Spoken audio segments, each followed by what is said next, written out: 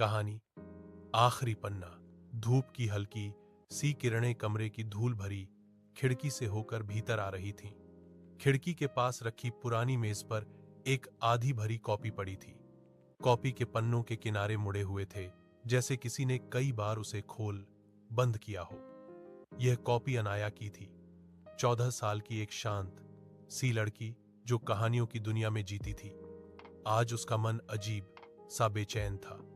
उसे लगा जैसे कॉपी का आखिरी पन्ना उससे कुछ कहना चाहता हो। अनाया हमेशा से कल्पना में खो जाने वाली लड़की थी। स्कूल से लौटते ही वह अपनी कॉपी खोल देती और लिखना शुरू कर देती। उसके शब्द जैसे खुद ब खुद बहते रहते। पर आज वह कॉपी खोलते हुए हिचक रही थी। आखिरी पन्ना खाली था और शायद यह पहली बार था जब उसे समझ नहीं आ रहा था कि क्या लिखे। उसकी मां ने आवाज लगाई, अनाया, खाना खा लो। पर अनाया ने जवाब दिया, थोड़ी देर में मां। वह खाली पन्ने को देखते हुए सोच रही थी, क्या कहानियां भी कभी खत्म हो सकती हैं? वह कुर्सी से उठकर खिड़की के पास आ गई।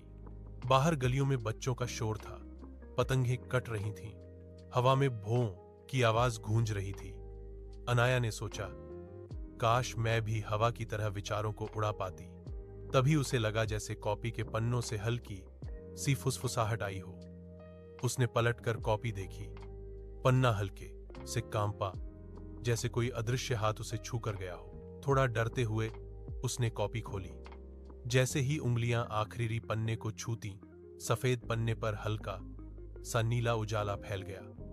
अनाया ने घबराकर कॉपी बंद करने की कोशिश की, लेकिन उंगलियां पन्ने से चिपक गईं।